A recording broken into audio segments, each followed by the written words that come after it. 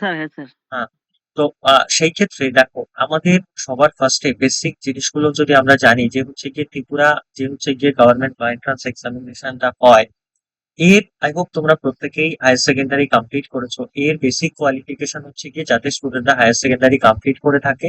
তো সেই ক্ষেত্রে দু রকম হতে পারে, অনেকে তুমি যদি টিবিএসসি থেকে পাস করো, বা তুমি যদি হায়ার সেকেন্ডারি সিবিএসসি থেকে পাস করো, অথবা যদি তুমি হায়ার সেকেন্ডারি কোথা থেকে পাস করো, আইএসসি থেকে, বোর্ড থেকে পাস করো, তাহলেও কিন্তু হচ্ছে গিয়ে তুমি যে Tripura government law college entrance আছে তা তুমি বুঝতে পারবে। ত্রিপুরাতে শুধুমাত্র হচ্ছে একটা মাত্র গভর্নমেন্ট ল কলেজ আছে, সেটার নাম হচ্ছে কি, এবং সেটা 5 ইয়ার্স বিএলএলবির জন্য Tripura government law college entrance. এবার এই যে ত্রিপুরা গভর্নমেন্ট ল কলেজের জন্য ত্রিপুরা গভর্নমেন্ট ল এন্ট্রান্সটা হবে, যে স্টেট গভর্নমেন্টের ল এন্ট্রান্সটা হবে, তার জন্য বেসিক এডুকেশন কোয়ালিফিকেশন তুমি দু রকমের এলিজিবিলিটি ক্রাইটেরিয়া তোমার কাছে থাকতে পারে। যদি ক্লাস 10th অব্দি তুমি রেগুলার এডুকেশন করে থাকো, তারপরে যদি ধরো তুমি এনআইওএস বা অন্য কোনো ওপেন ইউনিভার্সিটি থেকে তুমি হায়ার সেকেন্ডারি পাস করছো, তাহলেও তুমি এলিজিবল। কিন্তু যদি তুমি রেগুলার ভাবেই যদি সিবিএসসি, টিবিএসসি বা হচ্ছে কি আইএসসি বোর্ড থেকে হায়ার সেকেন্ডারি পাস করো, তাও হচ্ছে গিয়ে ত্রিপুরা গভর্নমেন্ট ল কলেজের এন্ট্রান্সের জন্য এলিজিবল আছো। এই ক্ষেত্রে তোমার কোনো রকম হচ্ছে গিয়ে এজ লিমিটের কোশ্চেন নেই। একটা জিনিস সবসময় মাথায় রাখবে, যে সমস্ত ল কলেজগুলোতে অ্যাডমিশনের জন্য এন্ট্রান্স টেস্ট হয়, সেই সমস্ত কলেজে কোনো রকম হচ্ছে গিয়ে এজ লিমিট থাকে না। এজ লিমিট সেগুলোতেই থাকে যেগুলোতে মার্কসের বেসিসে হচ্ছে গিয়ে অ্যাডমিশন গুলো হয়। এই ক্ষেত্রে তোমার এই ক্ষেত্রে তোমার যেটা হচ্ছে গিয়ে ত্রিপুরা গভর্নমেন্ট ল কলেজে অ্যাডমিশনের ক্ষেত্রে তোমার যেটা এলিজিবিলিটি ক্রাইটেরিয়া, সবার ফার্স্ট এলিজিবিলিটি ক্রাইটেরিয়া হচ্ছে গিয়ে তোমাকে সিটিজেন অফ ইন্ডিয়া হতে হবে, মানে ভারতের নাগরিক হতে হবে। নাম্বার টু এলিজিবিলিটি ক্রাইটেরিয়া হচ্ছে গিয়ে তোমাকে one who has passed or appeared in the examination class 12, 10+2 মানে হচ্ছে গিয়ে তোমাকে হায়ার সেকেন্ডারি পাস করতে হবে, মানে তোমাকে উচ্চ মাধ্যমিক পাস করতে হবে। সে যে কোনো বোর্ড থেকে হতে পারে, from schooling recognized by under the হচ্ছে গিয়ে সেন্ট্রাল স্টেট গভর্নমেন্ট। সেন্ট্রাল গভর্নমেন্টের ক্ষেত্রে কি আছে, এই যে সিবিএসসি বোর্ড, আইএসসি বোর্ড, এগুলো। স্টেট গভর্নমেন্টের ক্ষেত্রে যেমন হচ্ছে টিবিএসসি বোর্ড আছে, মাদ্রাসা বোর্ড আছে, ফাজিল বোর্ড আছে, এগুলো থেকে পাস করলে হবে। possess such academic qualification which is equivalent 10+2, অথবা যদি 10+2 এর যদি তোমার কোনো ভোকেশনাল টেন থাকে, ধরো ফর এক্সাম্পল তুমি ক্লাস 10 পাস করলে তারপরে আইটিআই পাস করে নিলে, তাও কিন্তু হচ্ছে গিয়ে তুমি এলিজিবল আছো এই ত্রিপুরা গভর্নমেন্ট ল এন্ট্রান্স এক্সামিনেশনের জন্য।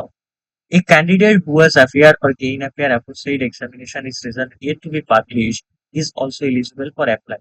যারা হচ্ছে গিয়ে তোমার এলিজিবল আছে, মানে হচ্ছে গিয়ে তোমার তাদের এখনো রেজাল্ট পাবলিশ হয়নি, কিন্তু তারাও কিন্তু হচ্ছে গিয়ে এই এক্সামিনেশনের জন্য মানে এলিজিবল আছে, ফর্ম ফিল আপ করতে পারবে। এবার মার্কসের একটা ব্যাপার থাকে, মার্কস দুটো ক্যাটাগরির উপরে বেস করে মার্কসটাকে ডিসাইড করা হয়। একটা ক্যাটাগরি হচ্ছে গিয়ে জেনারেল। আচ্ছা, কেউ কিছু বলছো? সবাই শুনতে পাচ্ছ?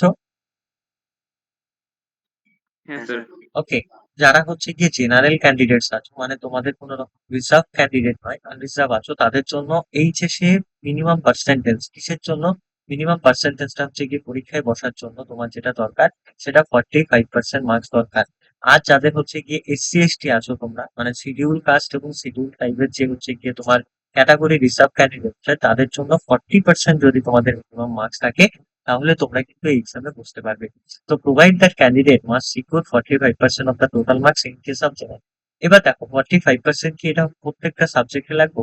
ওরকম ব্যাপার নয়। ধরো ফর এক্সাম্পল তোমাদের যা এক্সাম হবে তার 45% মার্কস থাকতে হবে ওভারঅল। যদি 500 হয়, তো 500-এর 45% মার্কস দেখো, সেটা তোমার লাগবে। ইকুয়ালি এসসি এসটি দের ক্ষেত্রে হচ্ছে গিয়ে 40% মার্কস লাগবে। এই ক্যাটাগরি অ্যাপ্লিকেন্ট অ্যাপ্রোপ্রিয়েট এক্সামিনেশন যদি এসসি এসটি হয়, তাহলে সেই ক্ষেত্রে 40% মার্কস। এইটা হচ্ছে গিয়ে আমাদের এলিজিবিলিটি ক্রাইটেরিয়া একটা ব্যাপার। এজ লিমিটের ব্যাপারটা আমি বললাম, এবং এরপরে আমি সিলেবাসের ব্যাপারটা সবার শেষে যাব। হ্যাঁ, তার আগে আমি আরো কিছু বেসিক জিনিসগুলো ডিসকাশন করি। দেখো এখানে এই এক্সামে যে সিট ক্যাপাসিটি, হ্যাঁ সিট ক্যাপাসিটি মেইনলি বেশি অনেক স্টুডেন্টরাই পরীক্ষা দেয়। হ্যাঁ, 800,000 স্টুডেন্ট হয়তো পরীক্ষা দেয়, তার মধ্যে হচ্ছে গিয়ে মিনিমাম 60 সিট, মানে 60 সিট হচ্ছে গিয়ে ত্রিপুরা গভর্নমেন্ট ল কলেজ আগরতলার জন্য আছে। এটা একটা হচ্ছে গিয়ে government law college, fully government law college, এবং এখানে টোটাল সিট সংখ্যা হচ্ছে গিয়ে 60। Reservation of seats for SC ST candidate, এই 60-এর মধ্যে আবার এসসি এসটি দের জন্য রিজার্ভেশন থাকবে। হ্যাঁ, এরকম ভাবে থাকবে। Will be as per state গভর্নমেন্টের যে সমস্ত নর্মস আছে সেগুলো। All seat is within with the merit list বা প্রিপেয়ার ল এন্ট্রান্স, এই যে তোমাদের 7টা সিট হবে, এখানে 7টা যত রিজার্ভ ক্যান্ডিডেট হোক বা হচ্ছে আনরিজার্ভ ক্যান্ডিডেট হোক, সবাইকেই কিন্তু হচ্ছে গিয়ে এই ল এন্ট্রান্স এক্সামিনেশনের মাধ্যমে কিন্তু হচ্ছে গিয়ে তোমাদের মেরিট লিস্টটা তৈরি করা হবে। সেটা প্রত্যেক বছর ল এন্ট্রান্স হয়, 2026-এও হবে। এবার আরো কিছু বেসিক জিনিস, যেমন ধরো ফর এক্সাম্পল তোমাদের ফর্ম ফিল আপটা মেইনলি তোমাদের জুন জুলাইয়ের দিকে হবে, আগস্টের দিকে হয়তো পরীক্ষা হবে। তো সেই ক্ষেত্রে সেটা পুরোটাই কিন্তু অনলাইনে থাকবে। এবং যারা তোমরা ফর্ম ফিল আপ করবে তাদের কিন্তু হচ্ছে গিয়ে 300 টাকা, rupees 300 only for general candidate. আর তোমরা যারা SC/ST ক্যান্ডিডেট আছো, ফর্ম ফিল আপের ক্ষেত্রে 250 টাকা লাগবে, এবং এটা নন রিফান্ডেবল, মানে পরবর্তীকালে তোমাকে এটা ফেরত দেওয়া হবে না। আচ্ছা, এই অবধি ব্যাপারগুলো সবাই বুঝতে পেরেছো? এইটুখানির মধ্যে কারো কোনো কিছু জানার আছে? বুঝতে পেরেছি স্যার। বাকিরা? হ্যাঁ স্যার, হ্যাঁ স্যার, বুঝতে ওকে, পেরেছি। এইবার একটা জিনিস দেখো, আমরা যদি এই ত্রিপুরা গভর্নমেন্ট ল কলেজের এন্ট্রান্সের জন্য সিলেবাস দেখি, বেসিক কিছু জিনিস দেখে নিই। বেসিক ইনফরমেশনের মধ্যে যেমন ধরো তোমাদের একটা MCQ বেসড হচ্ছে কি একটা কোশ্চেন হবে। MCQ বেসড একটা কোশ্চেন হবে। ডিউরেশন থাকবে হচ্ছে গিয়ে, সময় থাকবে তোমাদের 2 ঘন্টা। হ্যাঁ, এবং তোমাদের ডিউরেশন ছাড়াও টাইপ অফ কোশ্চেন পুরোটা থাকবে হচ্ছে কি MCQ, মানে কোনো রকম হচ্ছে গিয়ে ডেসক্রিপটিভ এক্সামের কোনো ব্যাপার থাকবে না। তো সেই ক্ষেত্রে এটা পুরোটাই একটা হচ্ছে মাল্টিপল টাইপ অফ কোশ্চেন থাকবে। এবং টোটাল নাম্বার অফ কোশ্চেন থাকবে 150 150টা 150টা কোশ্চেন থাকবে। এবং প্রত্যেকটা কোশ্চেন্স এর জন্য তোমাদের 1 মার্কস, এক মার্কস করে অ্যালাউ করা হবে। এবং প্রত্যেকটা হচ্ছে গিয়ে 4টে কোশ্চেনের জন্য তোমাদেরকে 1 মার্ক কাটা হবে, বা হচ্ছে গিয়ে 0.25 মার্কস কাটাবে প্রত্যেকটা রং কোশ্চেনের জন্য। কিরকম?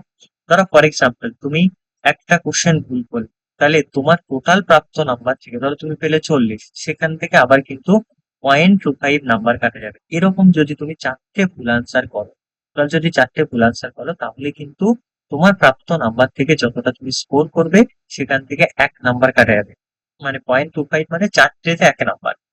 তো প্রত্যেকটা আর যতগুলো মার্কস তুমি ঠিক করবে, সেগুলোর জন্য কিন্তু তুমি 1 মার্কস করে পাবে। টোটাল কোশ্চেন থাকবে 150। আর টাইপ অফ কোশ্চেন হচ্ছে গিয়ে MCQ কোশ্চেন থাকবে, 4টে করে অপশন দেওয়া থাকবে, সময় 2 ঘন্টা। এবং media of language of booklet, যে হচ্ছে কোশ্চেন পেপার থাকবে, তার যে ল্যাঙ্গুয়েজ থাকবে সেটা শুধুমাত্র হচ্ছে গিয়ে ইংলিশে থাকবে। হ্যাঁ, এখানে বাংলা, হিন্দি বা কোনো রকম মাদার ল্যাঙ্গুয়েজ থাকবে না। তো সেই ক্ষেত্রে এটা ইংলিশেই থাকবে। এবং তোমরা যে পরবর্তীকালে 5 ইয়ার্স DLLB করবে, এই 5 ইয়ার্স DLLBটাও কিন্তু ইংলিশে পড়ানো হবে। তো সেই ক্ষেত্রে কিন্তু পুরোটা ইংলিশে তোমার একটা দক্ষতা চেক করা হবে। এবার তুমি চলে আসো, যদি আমরা সিলেবাস থেকে, সিলেবাসটা টোটাল হচ্ছে গিয়ে 3টে পোর্শনে ভাগ করা আছে। নাম্বার 1 হচ্ছে কি ইংলিশের পোর্শন, যার একটা হিউজ অ্যাটেন্ডেন্স আছে। এবং 2 নাম্বার হচ্ছে গিয়ে জিকের পোর্শন, এবং 3 নাম্বারে হচ্ছে গিয়ে তোমার লিগ্যাল অ্যাপটিটিউডের পোর্শন। তাহলে ইংলিশের পোর্শনের ক্ষেত্রে কি, ইংলিশে তোমার লাগবে হচ্ছে গিয়ে 50 কোশ্চেন থাকবে। হ্যাঁ, 50টা কোশ্চেন থাকবো, পার কোশ্চেন 1 মার্কস করে। জেনারেল নলেজ আর কারেন্ট অ্যাফেয়ার্স, যেটাকে তুমি বলতে পারো জেনারেল নলেজের একটা হিউজ পোর্শন, এবং কারেন্ট অ্যাফেয়ার্স থেকে 75 কোশ্চেন, 75। আর লিগ্যাল অ্যাপটিটিউড থেকে থাকবে হচ্ছে গিয়ে 25 কোশ্চেন। এবার ইংলিশের ক্ষেত্রে যদি তুমি সিলেবাস দেখো, ইংলিশের সিলেবাসের জন্য অনেকটা সিলেবাস এখানে ওনারা যতটা পেরেছে ততটা অ্যাড করার চেষ্টা করেছে, এর বাইরেও সিলেবাস পায়। যেমন ধরো ইংলিশের ক্ষেত্রে তোমার ইংলিশ ভোকাবস থেকে থাকবে। ইংলিশটা টোটাল মেইনলি ভোকাবস এর, যেমন ধরো অ্যান্টোনিমস দিয়েছে, সিনোনিমস দিয়েছে, এছাড়া ভোকাবস এর ওয়ান ওয়ার্ড সাবস্টিটিউশন হয়। তারপরে ভোকাবস এর তোমার ফ্রেজাল ভাব হয়, তারপরে ভোকাবস এর তোমার ভার্বস থেকে আসতে পারে, তারপরে ভোকাবস প্রিপোজিশনাল ফ্রেজ থেকে আসতে পারে। হ্যাঁ, হোমোনিমস আসতে পারে। তো এগুলো হচ্ছে গিয়ে মানে দুই একটা ওনারা রেলিভেন্ট চ্যাপ্টার গুলো যে বলছেন, এরকম ধরনের যে সমস্ত ওয়ান ওয়ার্ড সাবস্টিটিউশনের চ্যাপ্টার্স আছে, সেগুলো থেকে কোশ্চেন আসবে। সিনোঅ্যান্টো আসতে পারে। হ্যাঁ, নেক্সট হচ্ছে গিয়ে তোমার ইংলিশ প্রফিসিয়েন্সির মধ্যে ওনারা ইডিয়ামস অ্যান্ড ফ্রেজ, এটাও তুমি ভোকাবসেরই একটা পোর্শন রাখতে পারো। ইডিয়ামস অ্যান্ড ফ্রেজ আসবে, one word substitution, rearrangement of sentence in paragraph. একটা সেন্টেন্সে কি দিয়ে দিল, এলোমেলো সেন্টেন্স দিয়ে দিল, তো সেটাকে তোমাকে গুছিয়ে রিঅ্যারেঞ্জ করতে হবে। এবং rearrangement of words in sentence, একটা সেন্টেন্সে কতগুলো ওয়ার্ডস দিয়ে দিল যেগুলো হচ্ছে গিয়ে রং ওয়েতে দেওয়া আছে, বা সেন্টেন্সটা স্ট্রাকচারটা ঠিকঠাক ফলো করা হয়নি, সেটাকে তোমাকে পরীক্ষায় তোমাকে লিখতে হবে না, তোমাকে অপশনে আনসার করতে হবে। ফিল ইন দ্য ব্ল্যাঙ্কস, এই ফিল ইন দ্য ব্ল্যাঙ্কস থেকে তোমার কতগুলো ফিল ইন দ্য ব্ল্যাঙ্কস আসতে পারে? আর্টিকেলের উপরে তোমার ফিল ইন দ্য ব্ল্যাঙ্কস আসতে পারে, টেন্সের উপরে তোমার ফিল ইন দ্য ব্ল্যাঙ্কস আসতে পারে, নারেশনের উপরে আসতে পারে, ভয়েসের উপরে আসতে পারে, তোমার ভার্বসের উপরে ফিল ইন দ্য ব্ল্যাঙ্কস আসতে পারে। হ্যাঁ, তো এগুলোর উপরে তোমাকে ফিল ইন দ্য ব্ল্যাঙ্কস আসবে। পার্ট অফ স্পিচের উপরে তোমার ফিল ইন দ্য ব্ল্যাঙ্কস আসতে পারে। এই জিনিসগুলো তোমাকে জানতে হবে। নেক্সট হচ্ছে ক্লোজ টেস্ট। ক্লোজ টেস্ট অনেকটাই ফিল ইন দ্য ব্ল্যাঙ্কস এর মতোই, কিন্তু সেই ক্ষেত্রে তুমি একটু মানে ক্লোজ টেস্ট হচ্ছে এরকম প্যারা দেয়া থাকে। হ্যাঁ, ধরো একটা তোমার প্যারাগ্রাফ থাকলো, প্যারাগ্রাফের মধ্যে ধরো 100টা ওয়ার্ড আছে, কিন্তু মাঝখানে তোমার ব্ল্যাঙ্কস আছে, সেগুলো তোমাকে ফিল করতে হবে। এটা হচ্ছে ক্লোজ টেস্টের মধ্যে মেইনলি পড়ানো হয়। ইংলিশ ইউসেজ এর মধ্যে কমন এরর্স থাকে, গ্রামাটিক্যাল এরর্স, এই সমস্ত স্পোর্টিং এরর্স থাকে, মানে স্পেলিং এরর্স থাকে, তারপরে যেটা স্পেলিং মিস্টেকের মধ্যে আছে, ইউজ অফ কারেক্ট ওয়ার্ড থাকে, এবং ইনঅ্যাপ্রোপ্রিয়েট ইউজ অফ ওয়ার্ডস গুলো থাকে। ইংলিশ কম্প্রিহেনশন থেকেও থাকবে, মানে ইংলিশে তুমি 3টে পোর্শন পাচ্ছ। কি কি? একটা পোর্শন পাচ্ছ তুমি ভোকাবস থেকে, এই যে হচ্ছে কি আমি বললাম, এই syno anto idiom phrase one word substitution, এটা ভোকাবস এর পোর্শন করা হয়। একটা পোর্শন থাকছে তোমার গ্রামার থেকে। এই গ্রামার মধ্যে কি, যেমন ফিল ইন দ্য ব্ল্যাঙ্কস থেকে শুরু করে এই সমস্ত পোর্শন গুলো, টেন্স থেকে আর্টিকেল থেকে শুরু করে এগুলো সব গ্রামারের মধ্যে ধরা হয়। আরেকটা পোর্শন হচ্ছে রিডিং কম্প্রিহেনশন, বা যেটাকে আমরা রাইটিং স্কিল হিসাবে ধরি। এটা অনেকটা রাইটিং স্কিলের মধ্যে আছে। তোমাকে একটা প্যারাগ্রাফ দেওয়া হবে, paragraph will be given, questions will be asked করা হবে, কোশ্চেন জিজ্ঞাসা করা হবে, সেই প্যারাগ্রাফ থেকে এবং আন্ডারলাইন করা হবে, understand the para and answer the question according. তোমরা যেটা 11-12 বা হচ্ছে গিয়ে মাধ্যমিক উচ্চ মাধ্যমিকের ক্ষেত্রে পড়াশোনা করছো, সেগুলোর ক্ষেত্রে কি থাকে, এরকম প্যারা দেওয়া থাকলো ইংলিশে। ধরো যে কোনো কিছুর ব্যাপারে, যে কোনো টপিকের উপরে দিতে পারে, কারেন্ট অ্যাফেয়ার্স এর উপরে দিতে পারে, যে কোনো কিছুর উপরে দিতে পারে, এবং সেখান থেকে তোমাদেরকে কিছু কোশ্চেন জিজ্ঞাসা করা হলো, এবং সেই কোশ্চেনের উপরে বেস করে তোমাদেরকে অফকোর্স হচ্ছে গিয়ে তোমাদেরকে কি করা হলো, সেই কোশ্চেনের উপর বেস করে তোমাদেরকে কিছু কোশ্চেন করা হলো, এবং আহ আহ, সেই কোশ্চেন গুলোর উপরেও কিন্তু তোমাদের ইংলিশটাই কোশ্চেন থাকবে। ইংলিশের সিলেবাস বুঝতে পারছো সবাই? হ্যাঁ স্যার। বাকিটা হ্যাঁ স্যার। ওকে। নেক্সট, আজকে আমি দেখাবো যে কিরকম কি কোশ্চেনও আসতে পারে। হ্যাঁ, ইডিয়মস কিরকম হতে পারে, দেখাবো লাস্টে ক্লাসের সিলেবাস। নেক্সট হচ্ছে কি আমাদের GK and current affairs. GK and current affairs থেকে তো একটা হিউজ কোশ্চেন থাকে। জিকের মধ্যে যেমন তুমি যদি ধরো জেনারেল হিস্ট্রি ধরো, জেনারেল হিস্ট্রির মধ্যে modern history of India, Indian national, modern history বা ইন্ডিয়ান ন্যাশনাল মুভমেন্ট থেকে ম্যাক্সিমাম কোশ্চেন আসবে। হুম। এছাড়াও তুমি জিকে এর সাথে কম্পারেটিভলি এনসিয়েন্ট অ্যান্ড মেডাইভাল হিস্ট্রিটা তুমি দেখতে পারো, এনসিয়েন্ট অ্যান্ড মেডাইভাল। তো সেক্ষেত্রে এটা হয়ে গেল history. Indian polity and governance, এই প্রশ্নটা থেকে কিন্তু জিকেতে একটা মোস্ট ইম্পর্টেন্ট একটা পোর্শন তুমি বলতে পারো, কারণ ইন্ডিয়ান পলিটি অ্যান্ড গভর্নেন্স থেকে অনেকগুলো কোশ্চেন আসবে। কারণ এইটার মধ্যে তোমার আমাদের কনস্টিটিউশনটা যেহেতু এর সাথে রিলেটেড, তো সেই ক্ষেত্রে কনস্টিটিউশন থেকে কিন্তু একটা হিউজ পোর্শন আসবে। কনস্টিটিউশন থেকে একটা হিউজ পোর্শন আসবে general information regarding Indian polity, Indian polity এবং হচ্ছে Indian governance, constitution of India, Panchayati Raj. এই যে কনস্টিটিউশন অফ ইন্ডিয়া বলেছে না, এখানের মধ্যে যেমন ধরো তোমার ফর এক্সাম্পল পিএম এর ব্যাপারে আসতে পারে, সিএম এর ব্যাপারে আসতে পারে, prime minister, chief minister, executive এর ব্যাপারে আসতে পারে, প্রেসিডেন্ট ব্যাপারে আসতে পারে, পার্লামেন্টের ব্যাপারে আসতে পারে, তারপরে তোমার জুডিশিয়ারি, স্পেশালি জুডিশিয়ারি চ্যাপ্টার থেকে। তো এই সমস্ত জিনিস জায়গা থেকে কিন্তু তোমাদের প্রশ্ন আসবে। এছাড়া ইন্ডিয়ান জিওগ্রাফি থাকবে। ইন্ডিয়ান জিওগ্রাফির ক্ষেত্রে দুটো প্রশ্ন, একটা ফিজিক্যাল, একটা economic geography of India. Physical মানে হচ্ছে গিয়ে যে প্রাকৃতিক বল যেটা হয়, পৃথিবীর কি আছে, বা এটা স্পেশালি ইন্ডিয়ান জিওগ্রাফি। ইন্ডিয়ান জিওগ্রাফির ক্ষেত্রে কোথায় নদ নদী, পাহাড়, ত্রিপুরা স্পেশালি যদি আমরা দেখি, তো এই সমস্ত জিনিসগুলো আসবে। আবার তার সাথে সাথে ইকোনমিক জিওগ্রাফি, অর্থনৈতিক কি অবস্থা ভারতের, জিওগ্রাফির আইসের দিক থেকে দেখতে গেলে সেগুলো। আর ওয়ার্ল্ড জিওগ্রাফিটা হালকা করে দেখতে হবে, ওয়ার্ল্ড জিওগ্রাফি। নেক্সট আমাদের হচ্ছে গিয়ে ইকোনমিক্স এর কোর্স। ইকোনমিক্স থেকে স্পেশালি 5 ইয়ার্স প্ল্যান, এখন যেটা দাঁড়িয়ে গেছে নীতি আয়োগ। নীতি আয়োগ এর চেয়ারম্যান কে ছিলেন, কোন প্ল্যান্স গুলোতে কি কি করা হয়েছিল, এই সমস্ত জিনিসগুলো। জেনারেল ইকোনমিক টার্মস থাকবে, জেনারেল ইকোনমিক্স টার্মস, অর্থনীতির ক্ষেত্রে যে সমস্ত টার্মস গুলো ইউজ করা হয় সেগুলো থাকবে। ইকোনমিক ডেভেলপমেন্ট ইন ইন্ডিয়া, ভারতে কিরকম ভাবে অর্থনৈতিক ডেভেলপমেন্ট হয়েছে, এবং হচ্ছে কি দারিদ্রতা, পোভার্টি, ভারতের একটা বিরাট অর্থনৈতিক সমস্যা। তো এই জিনিসটাও কিন্তু এর মধ্যে কভার থাকে। নেক্সট আমাদের general knowledge. General knowledge mainly হচ্ছে কি static general knowledge. Static general knowledge তো সবাই জানো। স্ট্যাটিক জেনারেলের মধ্যে কি কি আসতে পারে, যেমন ধরো ফার্স্ট ইন ইন্ডিয়া আসতে পারে, ফার্স্ট ইন ওয়ার্ল্ড আসতে পারে, আমাদের বিগেস্ট কি আছে, লার্জেস্ট কি আছে ইন্ডিয়ার, এই সমস্ত জিনিস। তার সাথে সাথে হচ্ছে কি জেনারেল নলেজ অফ ত্রিপুরা, ত্রিপুরার উচ্চতম পর্বত কি, ত্রিপুরার সর্বোচ্চ সবচেয়ে বড় নদীর নাম কি, হ্যাঁ ত্রিপুরার রাজধানী কোথায়, বা এই সমস্ত কতগুলো ডিস্ট্রিক্ট আছে, এই সমস্ত ব্যাপারে কিন্তু জেনারেল নলেজ জিজ্ঞেস করবে।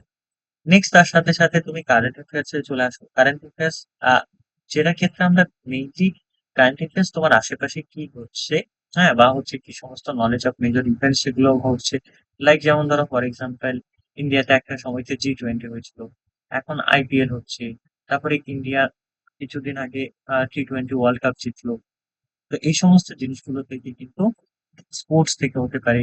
তারপরে তোমার চিফ জাস্টিস কে আছেন ত্রিপুরা হাইকোর্টের, তারপরে আমাদের CGI এর নাম, এগুলো লিগ্যাল হয়ে গেল। অ্যাপয়েন্টমেন্ট, প্রধানমন্ত্রী কে আছেন, রাষ্ট্রপতি কে আছেন, এই সমস্ত জিনিস থেকে আসবে। এবং ওয়ার্ল্ড ওয়াইড যে সমস্ত ফার্স্ট ইউএসএ যে সমস্ত অর্থনীতি, সায়েন্স এবং টেকনোলজি, স্পোর্টস এবং হচ্ছে গিয়ে পার্সন এবং প্লেসের ক্ষেত্রে, মানে ওয়ার্ল্ড এর জিকেটাও বা কারেন্ট অ্যাফেয়ার্সটাও তোমাকে দেখতে হবে যে অর্থনৈতিক দিক থেকে লাস্ট কত বছরে ওয়ার্ল্ড এর কি অবস্থা। সায়েন্স থেকে আসতে পারে, টেকনোলজি, ভারত তো আছে তার সাথে সাথে স্পোর্টস এর দিক থেকে ইন্টারন্যাশনাল হকি ইভেন্ট হচ্ছে, অলিম্পিক ইভেন্ট হচ্ছে, হ্যাঁ ইন্টারন্যাশনাল বড় বড় পার্সন বা প্লেসের নামগুলো বা জিনিসগুলো থেকে যে সমস্ত কারেন্ট অ্যাফেয়ার্স গুলো রিলেটেড আছে সেগুলো তোমাকে করতে হবে। এইটা মেইনলি। এছাড়াও তোমার জিকের ক্ষেত্রে তোমার জেনারেল সায়েন্সটা তোমাকে একটু দেখে নিতে হবে। জেনারেল সায়েন্সের মধ্যে যেগুলো থাকে, তোমার ফিজিক্স থাকে, হ্যাঁ তোমার কেমিস্ট্রি থাকে, তোমার বায়োলজি থাকে, এই সমস্ত জেনারেল সায়েন্সের বিষয়গুলো তোমাকে একটু দেখতে হবে। তাছাড়া একটা মেজর পোর্শন যেটা থেকে আরো তোমার 25% মার্কস আসবে, মানে 25, এটা থেকে 75, আর ইংলিশ থেকে হচ্ছে গিয়ে তোমার 50। তাহলে 50 আর হচ্ছে গিয়ে 75 এ কত দাঁড়ালো? 125। 125 আর হচ্ছে গিয়ে তোমার 25 এ হবে 150। ম্যাথ রিজনিং নেই। তো সেই ক্ষেত্রে লিগ্যাল অ্যাপটিটিউডের ক্ষেত্রে দিস সেকশন উইল জাজ ইউর টুয়ার্ডস ল, মানে তোমার কিছু সার্কামটেন্স উপর বেস করে কোশ্চেন দেবে। সেই ক্ষেত্রে তোমাকে বেসিক ল এর যে আইডিয়া, এটা একটা হিউজ পোর্শন। এখান থেকে তোমার বেসিক ল এর স্টাডি অফ ল, রিসার্চ কি করে করতে হয়, প্রবলেম সলভিং যে সমস্ত অ্যাবিলিটি বেসড কোশ্চেন আছে সেগুলো। This question will be related to legal provision, আর আইপিসি। লিগ্যাল অ্যাটিটিউড আর লিগ্যাল অ্যাওয়ারনেস কি মানে ওই একরকম প্রায়? প্রায় একরকম, মানে হচ্ছে গিয়ে 90% লিগ্যাল অ্যাপটিটিউডের ক্ষেত্রে সমস্ত জিনিসগুলো আসে, আর লিগ্যাল অ্যাওয়ারনেস এর ক্ষেত্রে লতে তোমার আশেপাশে কি ঘটছে সেটাকে মনে রাখা। লিগ্যাল অ্যাপটিটিউড একটু জিকে টাইপের, হ্যাঁ সেম জিনিসেরই হচ্ছে কারেন্ট অ্যাফেয়ার্স টাইপের ব্যাপারটা হচ্ছে গিয়ে লিগ্যাল অ্যাওয়ারনেস এর মধ্যে পড়া থাকে। বুঝতে পারলে?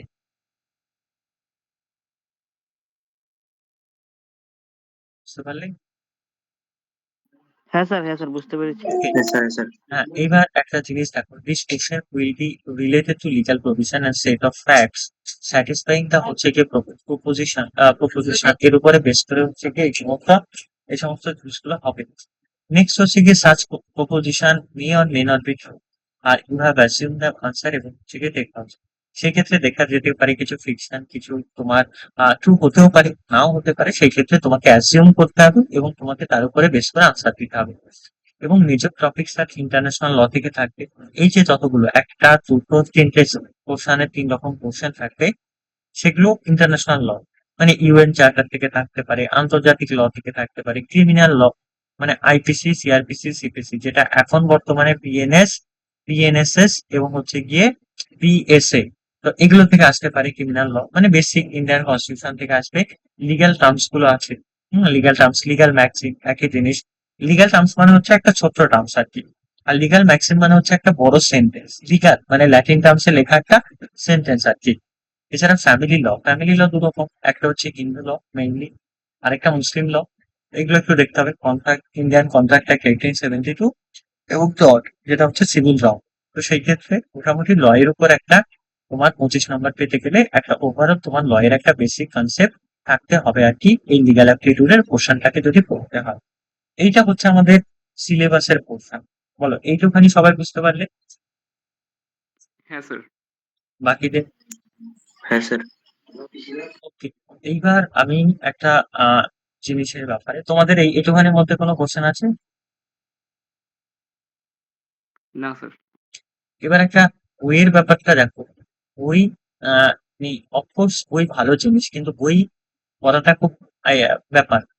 বইয়ের ক্ষেত্রে যেমন তোমরা ইংলিশের ক্ষেত্রে এসি বাক্সের খুব ভালো, এসি বাক্স এটা তোমরা অ্যাক্সেস করতে পারো। 2 নম্বরে তোমরা জিকের জন্য, স্যার বুঝিনি কি বলেছেন, আবার একটু রিপিট করবেন প্লিজ। ইংলিশের জন্য এসপি বাক্সি, এসপি বাক্সি, জিকের জন্য তোমরা লুসেন্ট ইউজ করতে পারো। আর 3 নম্বরে সেলফ স্টাডি গাইড এলএলবি বলে একটা বই পাওয়া যায়, সেলফ স্টাডি গাইড এলএলবি, যেটা তোমার লিগ্যাল অ্যাপটিটিউডের পোর্শনটা। সেলফ স্টাডি গাইড এলএলবি বলে একটা বই পাওয়া যায়, এটা লিগ্যাল অ্যাপটিটিউডের পোর্শনের জন্য মোটামুটি এনাফ আছে।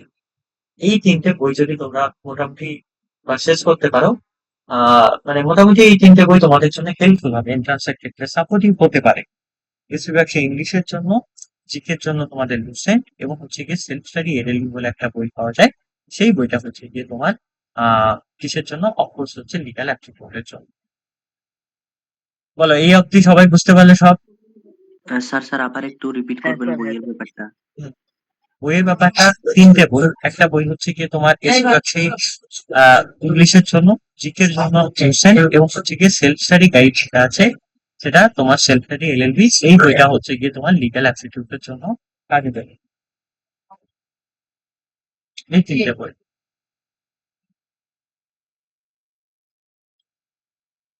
এবার এই অবধি সবাই বুঝতে পারলে? স্যার আমাকে একটু হ্যাঁ এলিজিবিলিটি স্যার। ব্যাপারটা একটু হ্যাঁ স্যার। বুঝিয়ে দেবেন। আচ্ছা, এলিজিবিলিটি ক্রাইটেরিয়া যেটা আছে, এলিজিবিলিটি ক্রাইটেরিয়া মেইনলি বেসিক কিছু, তেমন মানে আহামরি কিছু নেই। এলিজিবিলিটি ক্রাইটেরিয়ার ক্ষেত্রে দুটো এলিজিবিলিটি, একটা হচ্ছে তোমাকে ভারতের নাগরিক হতে হবে, আশা করি প্রত্যেকেই ভারতের নাগরিক। এবং সেকেন্ড যেটা দরকার সেটা হচ্ছে গিয়ে তোমাকে 10+2 পাস করতে হবে। 10+2 মানে হচ্ছে হায়ার সেকেন্ডারি এক্সাম পাস করতে হবে। সেটা হতে পারে সিবিএসসি বোর্ড, সেটা হতে পারে তোমার টিবিএসসি বোর্ড, এটা হতে পারে আইএসসি বোর্ড, যাই হোক না কেন। বা তুমি যদি ওপেন থেকেও পাস করো, এনআইওএস বা ইগনু থেকে, এই সমস্ত জায়গা থেকেও যদি মিনিমাম কোয়ালিফিকেশন তোমার হায়ার সেকেন্ডারি পাস থাকে, সেন্ট্রাল গভর্নমেন্ট, স্টেট গভর্নমেন্ট হোক, বা তুমি যদি ফাজিল থেকে বা মাদ্রাসা থেকেও পাস করো, তাও কিন্তু তুমি এই এক্সামে বসতে পারতে পারো। এবং তোমার যেটা 2 নম্বরের বিষয়, সেটা হচ্ছে তোমার যদি হায়ার সেকেন্ডারিতে জেনারেল হও 45% মার্কস দরকার, যদি এসসি এসটি ক্যান্ডিডেট হও তাহলে সেই ক্ষেত্রে হচ্ছে গিয়ে তোমার 40% মার্কস দরকার। এইটা বেসিক এলিজিবিলিটি ক্রাইটেরিয়া। বুঝতে পারলে? হ্যাঁ স্যার। বলো, এইটুখানির মধ্যে আর কারো কোনো কোশ্চেন আছে? যতখানি বোঝানো হলো এগুলো বেসিক আর কি। এবার বলো, তোমাদের যদি কোশ্চেন থাকে, নইলে আমি কিছু পড়াটা যদি দেখানো যায়। স্যার লাস্টে যেটা আপনি বইয়ের ব্যাপারটা বললেন, এটা কি মানে লিগ্যাল অ্যাপটিটিউড এটার ভিতরে ইনক্লুড থাকবে? অ্যাকচুয়ালি এই যে সেলফ স্টাডি গাইডের বইটা হয়, এটা অনেক মোটা বই হয়। হ্যাঁ, সেলফ স্টাডি গাইডের স্টাডি গাইডের বইটা, এর মধ্যে একটা পোর্শন থাকে, সেটা হচ্ছে লিগ্যাল অ্যাপটিটিউডের পোর্শন। লিগ্যাল অ্যাপটিটিউডের একটা পোর্শন থাকে। হ্যাঁ, তো সেই পোর্শনটা তোমাদেরকে জাস্ট পড়তে হবে। তাছাড়া ইংলিশ ওই বইটা যেগুলো আছে সেগুলো তোমাদের অত বেশি কাজে আসবে না। কিন্তু ওই বইটা কেনা শুরু হচ্ছে লিগ্যাল অ্যাপটিটিউডের পোর্শনটাকে অ্যাক্সেস করার জন্য। বুঝতে পারলি? স্যার আপনি হ্যাঁ যদি হ্যাঁ একটু স্যার। বইয়ের ফটোকপি পাঠিয়ে দিতেন তাহলে আমাদের একটু কেনার জন্য সুবিধা হতো আর কি। হ্যাঁ, স্যার আপনি যদি বইয়ের ফটোগুলো পাঠিয়ে দিতেন তাহলে আমাদের একটু কেনার জন্য সুবিধা হতো আর কি। আমি তো কি পাঠিয়ে দিলে বলো? বইগুলি। কি হ্যালো। পাঠিয়ে দিলে? আমি শুনতে পাচ্ছিলাম না। কি পাঠিয়ে দিতে স্যার বলছো? বইয়ের ফটোগুলো পাঠিয়ে দিলে আমাদের একটু সুবিধা হতো আর কি। বইয়ের লিস্ট? হ্যাঁ স্যার, না বইয়ের না না ফটোগুলি স্যার, কিংবা লিস্টগুলি। না না স্যার, ও বলছে আর কি বইয়ের ফটোগুলা ফ্রন্ট বইয়ের মানে। ফটো? আচ্ছা, ঠিক আছে। হ্যাঁ হ্যাঁ স্যার, তাহলে ফ্রন্ট সেগুলো পেজ। আমি তাহলে হোয়াটসঅ্যাপে পাঠিয়ে দেবো। আমাকে একবার হোয়াটসঅ্যাপ করে নিয়ে আমি হোয়াটসঅ্যাপে পাঠিয়ে দেবো। হ্যাঁ, আচ্ছা স্যার, সেগুলো। আচ্ছা। হ্যাঁ, ওটা আমি হোয়াটসঅ্যাপে, এখন তো ওটা দেখানো যাচ্ছে না এই মুহূর্তে। তো সেই ক্ষেত্রে বলো, এর বাইরে আর কোনো কোশ্চেন আছে? এই এন্ট্রান্সটার ব্যাপারে মোটামুটি বেসিক কনসেপ্ট ক্লিয়ার হলো? গ্রুপে দিয়ে দিয়েন স্যার ফটোটা। হ্যাঁ হ্যাঁ, এইটার ব্যাপারে আর আচ্ছা বেসিক কনসেপ্ট ক্লিয়ার হলো? হ্যাঁ হ্যাঁ স্যার, হ্যাঁ স্যার।